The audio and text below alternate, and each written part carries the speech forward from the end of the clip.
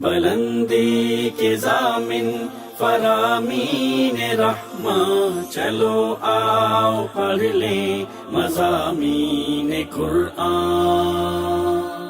السلام علیکم ورحمۃ اللہ وبرکاتہ، نحمدہ ونصلی ونسلم علی رسولہ الکریم۔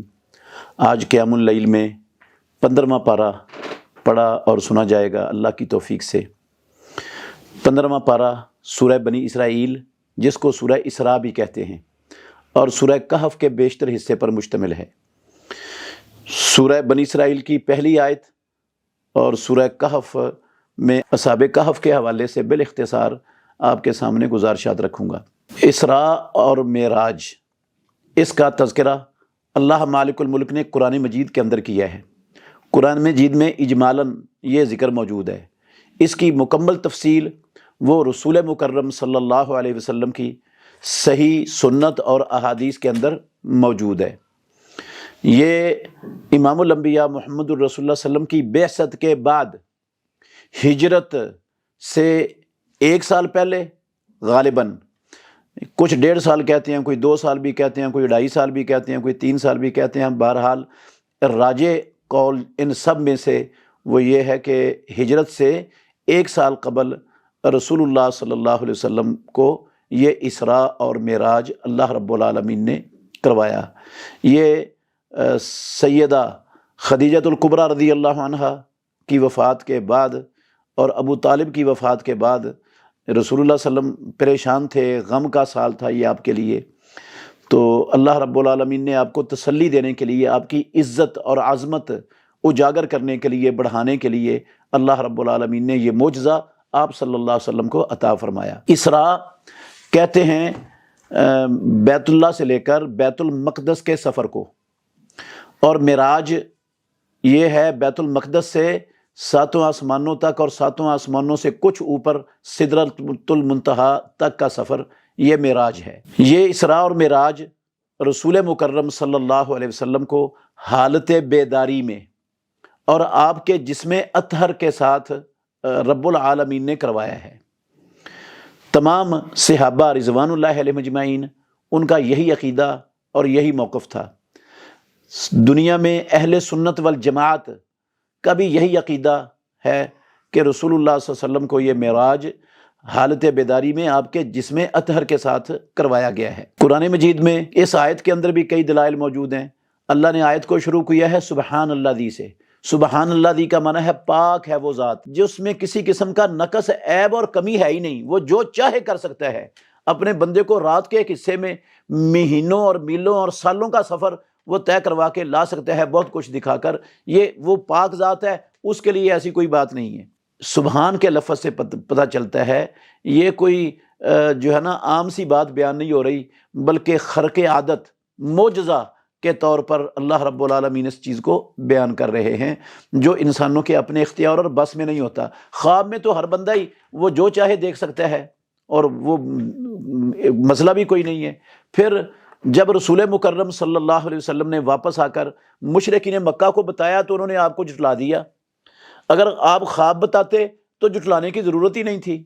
اس کا مطلب ہے آپ اپنے جسم اطہر کے ساتھ جانے کا بتا رہے تھے۔ اور پھر اس آیت کے اندر سبحان اللہ ذی اسریٰ بعبدہ، عبد کا لفظ استعمال ہوا ہے۔ یہ عبد جسم اور روح دونوں کو کہتے ہیں، اکیلے جسم کو یا اکیلی روح کو یا خواب کو عبد نہیں کہتے، جسم اور روح دونوں کا نام ہے۔ اور بھی بہت سارے دلائل ہیں جن سے پتہ چلتا ہے کہ رسول مکرم صلی اللہ علیہ وسلم کو حالت بیداری میں اور آپ کے جسم اطہر کے ساتھ یہ معراج اور اسراء کروایا گیا۔ بعض اہل علم کا خیال ہے کہ رسول اللہ صلی اللہ علیہ وسلم کو یہ خواب میں معراج ہوا ہے، اور وہ سورہ بنی اسرائیل کی ہی ایک آیت سے استدلال کرتے ہیں جس میں وَجَعَلْنَا الرُّؤْيَا الَّتِي أَرَيْنَاكَ فِتْنَةً، اس آیت کے رویا کے لفظ سے استدلال کرتے ہیں کہ رویا کا تو معنی خواب ہوتا ہے، لیکن یہاں اس آیت کریمہ میں رویا کا معنی آنکھوں سے دیکھنا ہے۔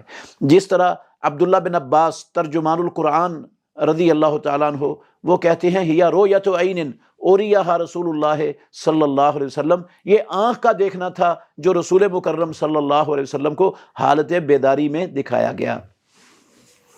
اس کی معراج کے سفر کا خلاصہ یہ ہے جو احادیث سے ثابت ہے، رسول اللہ صلی اللہ علیہ وسلم ام ہانی رضی اللہ عنہا ان کے گھر میں سوئے ہوئے تھے، تو جبریل آئے، آپ کے کمرے کی چھت کو کھولا، چھت پھاڑ کر رسول اللہ صلی اللہ علیہ وسلم کو چھت کے ذریعے نکالا اور آپ صلی اللہ علیہ وسلم کو حتیم کے اندر، بیت اللہ میں حتیم کے اندر لے گئے۔ وہاں پر آپ صلی اللہ علیہ وسلم کے سینے کو کھولا گیا، آپ کا دل مبارک نکالا گیا، اس کو زمزم کے پانی سے دھویا گیا، اس میں ایمان اور حکمت بھر دی گئی، اور پھر دل اندر رکھ کر سینے کو سی دیا گیا، جوڑ دیا گیا۔ تو رسول مکرم صلی اللہ علیہ وآلہ وسلم کے پاس براق لائی گئی۔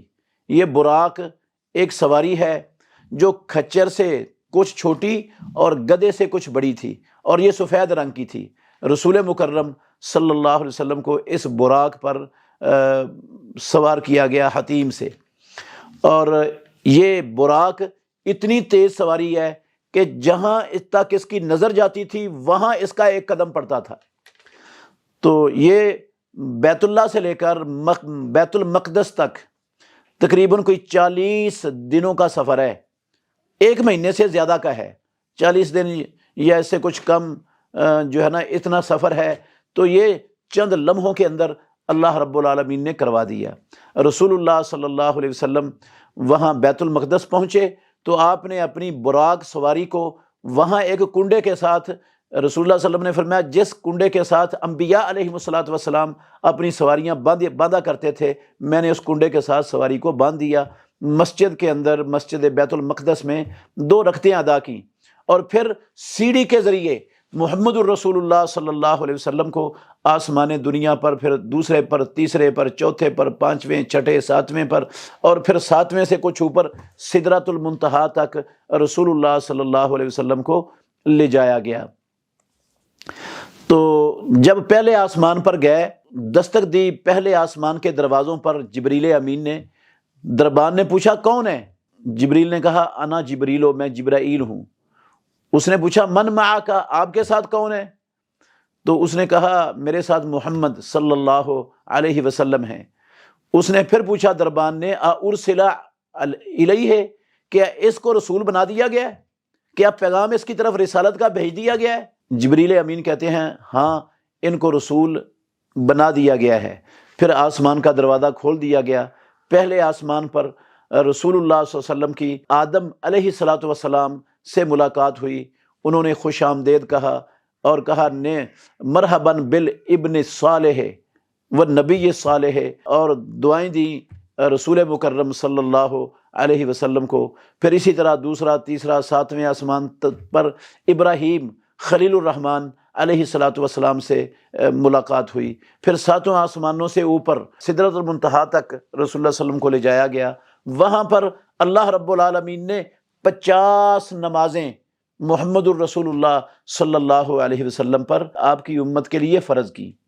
رسول اللہ صلی اللہ علیہ وسلم واپس آ رہے تھے وہ نمازیں لے کر، تو موسیٰ علیہ السلام سے واپسی پر بھی ملاقات ہوئی۔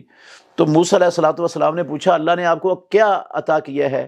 تو رسول اللہ صلی اللہ علیہ وسلم نے فرمایا 50 نمازیں۔ موسیٰ علیہ السلام کہتے ہیں میں نے لوگوں کا بڑا تجربہ کیا ہے، 50 نمازیں بہت زیادہ ہیں، آپ کی امت یہ نمازیں نہیں پڑھ سکیں گی، اپنے رب کے پاس جاؤ اور تخفیف کا سوال کرو۔ رسول اللہ صلی اللہ علیہ وسلم واپس گئے، تخفیف کا سوال کیا، 10 کم ہو گئیں۔ پھر اسی طرح موسیٰ علیہ السلام نے کہا پھر جاؤ، پھر 10 کم ہو گئیں، پھر 10 کم ہو گئیں، پھر 10 کم ہو گئیں، 10 رہ گئی تھیں۔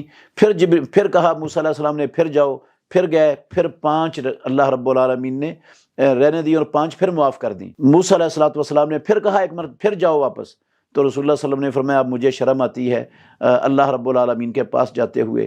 پروردگار نے بھی کہہ دیا لا یبدل القول لدی وما انا بظلام للعبید، اب یہ طے ہو گیا کہ 5 نمازیں ہیں، پڑھیں گے 5 اور اللہ رب العالمین 50 کا اجر اپنے بندوں کو عطا فرمائیں گے۔ اس سے نماز کی عظمت پر بھی روشنی پڑتی ہے کہ اللہ رب العالمین نے اسلام کے سارے مسائل اور احکام یہ نازل کیے ہیں، کچھ مکہ میں کچھ مدینہ میں، اور جب نماز فرض کرنی تھی امام الانبیاء کی امت پر تو رسول اللہ صلی اللہ علیہ وسلم کو نہ مدینے میں نہ مکے میں 7 آسمانوں سے اوپر سدرۃ المنتہا پر بلا کر اللہ رب العالمین نے یہ عطیہ کی نماز۔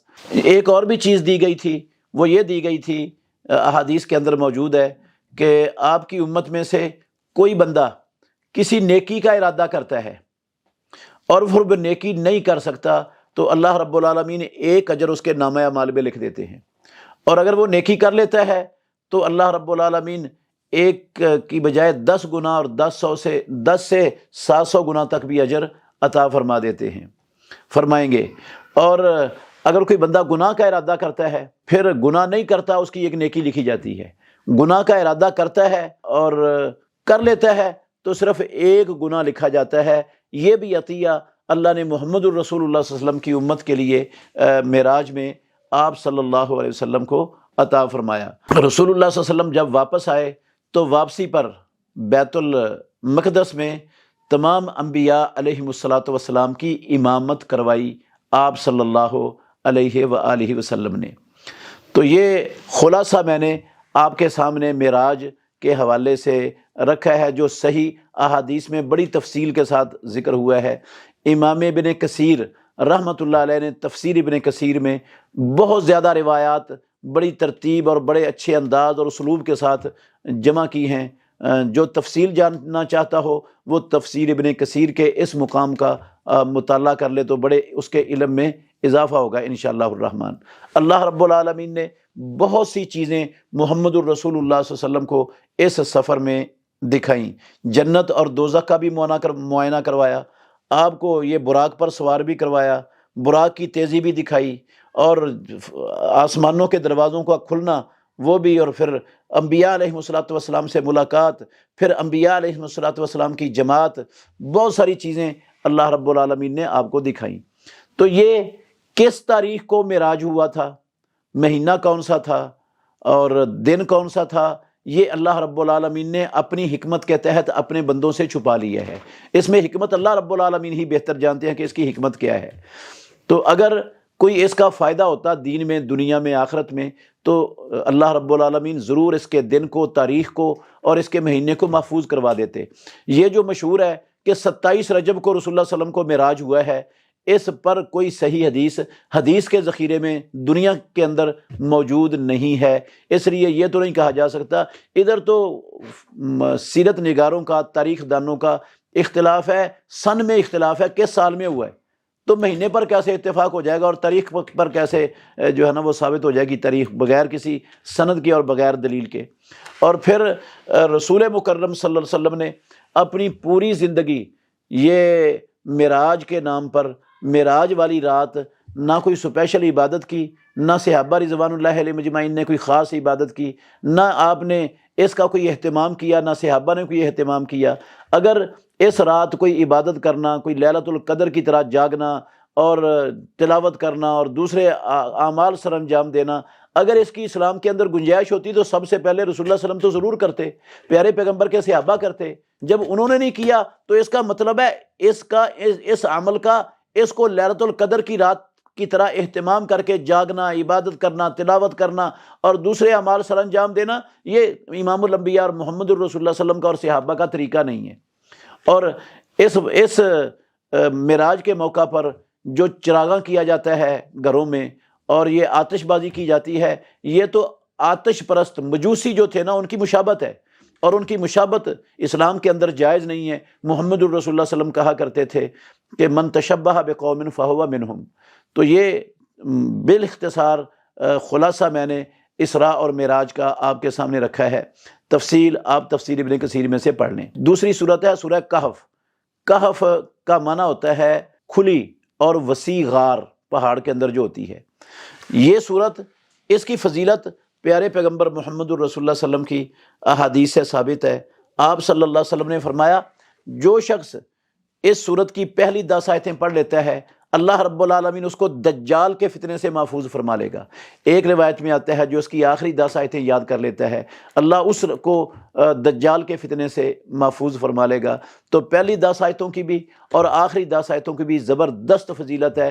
یہ دجال کا فتنہ بہت بڑا اور بہت خطرناک فتنہ ہے۔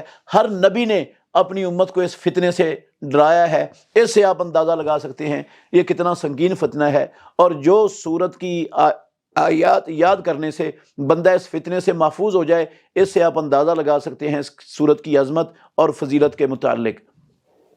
اور یہ بھی ایک حسن درجے کی حدیث میں آیا ہے، رسول اللہ صلی اللہ علیہ وسلم نے فرمایا جو جمعے کی رات کو یا جمعے کے دن کو سورہ کہف کی تلاوت کرتا ہے، اللہ رب العالمین آئندہ جمعے تک اس کے لیے نور پیدا فرما دیتے ہیں۔ اس کے دین اور دنیا کے جو فیصلے ہوتے ہیں وہ بصیرت اور روشنی اور نور کی بنا پر ہوتے ہیں، پھر وہ بغیر بصیرت کے نہیں ہوتے۔ تو یہ بھی اس کی فضیلت ہے۔ یہ کہف کچھ خوشحال طبقے کے، خوشحال گھرانوں کے نوجوان تھے کچھ، جن کو اللہ رب العالمین نے توحید کی سمجھ عطا فرما دی اور پختہ ایمان ان کو نصیب ہو گیا۔ بادشاہ بھی اور ان کی ساری قوم بت پرست تھے اور مشرک تھے، اور وہ اپنے شرک اور بت پرستی پر ڈٹے ہوئے تھے۔ اللہ رب العالمین نے ان نوجوانوں کو جو ہے نا اپنی توحید کی سمجھ عطا فرما دی۔ یہ بت پرستی کو چھوڑ دیا، انہوں نے شرک سے تائب ہو گئے، اور انہوں نے بادشاہ کے سامنے کھڑے ہو کر علل اعلان بھری مجلس میں، اس کی پارلیمنٹ ہاؤس میں یہ کہا صاف کہ ہم آپ کو رب نہیں مانتے، آپ ہمارے رب نہیں ہو، اور نہ ہی ہم تمہارے بنائے ہوئے بتوں کو خدا سمجھتے ہیں۔ ہمارا رب، ہمارا مالک، ہمارا الہ اور معبود تو وہ ہے جو ہزاروں، لاکھوں، اربوں، کھربوں سالوں سے موجود ہے کائنات کے اندر، اور کوئی چیز اس کے علم سے اوجھل نہیں ہے، کوئی چیز اس کی طاقت سے باہر نہیں ہے، کوئی چیز اس کی مشیت کے بغیر کائنات کے اندر حرکت نہیں کر سکتی۔ وہ اللہ رب العالمین وہ ہمارا معبود ہے، وہی خالق و مالک ہے، اسی کی ہم عبادت کرتے ہیں۔ تو یہ لوگ چونکہ قوم ساری مشرک تھی، انہوں نے ان کی دعوت کو رد کر دیا، ٹھکرا دیا، ان پر ان کی دعوت کا کوئی اثر نہیں ہوا۔ انہوں نے مشورہ کیا، ان نوجوانوں نے۔ اچھا، اس سے ایک بات سمجھ آتی ہے کہ ہمیشہ جو نوجوان ہوتی ہے نا معاشرے کے اندر قوت، وہ حق کو جلدی قبول کر لیتے ہیں۔ مشرکین مکہ میں سے بھی نوجوان تھے جنہوں نے سب سے پہلے اسلام قبول کیا تھا۔ جو بڑے بوڑھے تھے نا قریش کے، وہ کم ہی مسلمان ہوئے ہیں، وہ اپنے سابقہ دین پر ہی ڈٹے رہے۔ بہت تھوڑے بوڑھوں نے اسلام کو قبول کیا، زیادہ تر جو اسلام قبول کرنے والے، محمد الرسول اللہ کی دعوت پر لبیک کہنے والے تھے، وہ نوجوان ہی تھے۔ تو یہ بھی نوجوان تھے اپنی قوم کے، ان کو اللہ رب العالمین نے یہ توحید کی نعمت عطا فرمائی تھی۔ انہوں نے دعوت دی، تو جب کسی نے نہیں مانی، ان کی بات پر کان نہیں دھرا، انہوں نے مشورہ کیا کہ اب ہم اپنے دین کو ان لوگوں کے اندر رہ کر بچا نہیں سکتے، اب اپنے دین پر قائم رہنا مشکل ہے، اب ہمیں یہاں سے ہجرت کر جانا چاہیے۔ اور انہوں نے اپنے خاندانوں کو، اپنے رشتہ داروں کو، اپنے گھر بار کو اور دنیا کی ہر چیز کو وہ چھوڑ کر اپنے دین کو بچانے کی خاطر اپنے علاقے سے نکل گئے۔ مشورہ انہوں نے یہ کیا کہ کسی غار کے اندر جا کر رہتے ہیں، ہجرت کر جاتے ہیں جہاں پر یہاں سے، اور جس رب کے لیے ہجرت کر رہے ہیں وہ ہمارے کھانے پینے اور دوسری ضروریات کا بھی بندوبست کرے گا۔ وہ ایک پہاڑ میں جا کر ایک غار کے اندر لیٹ گئے۔ اللہ رب العالمین نے ان پر نیند طاری فرما دی، اور ایسا سلایا 309 سال تک وہ سوئے رہے۔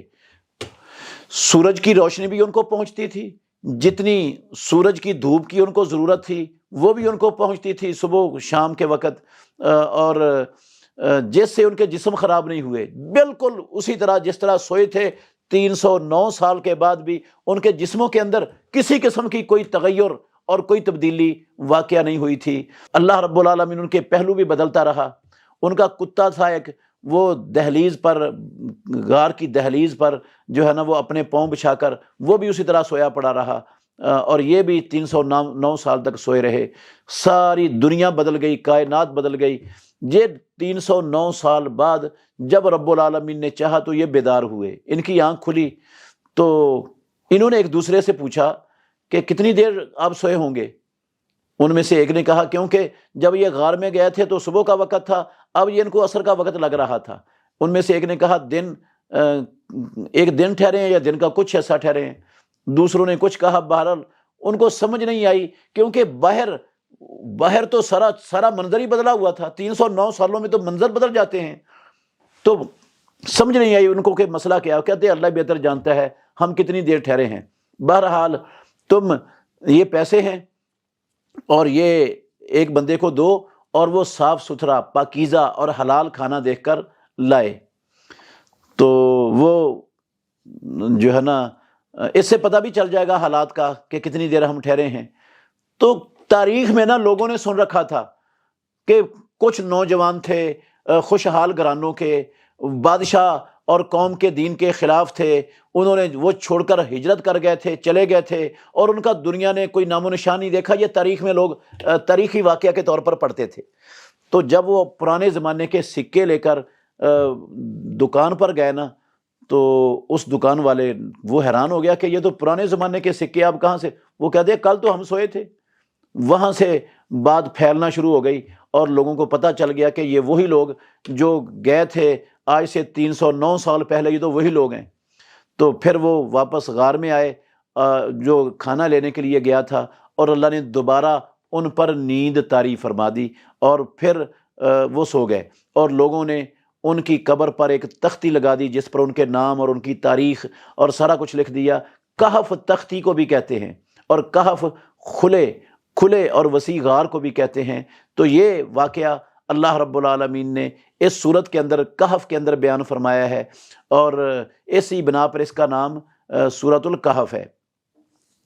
تو اس سے یہ پتہ چلتا ہے، یہ سبق ملتا ہے کہ لوگ جب ان کے لیے اپنے دین پر عمل کرنا مشکل ہو جائے، دین کو بچانا مشکل ہو جائے، تو اپنے علاقوں سے ہجرت کر جانا چاہیے اللہ کے خاطر، اپنے دین کو بچانے کے لیے۔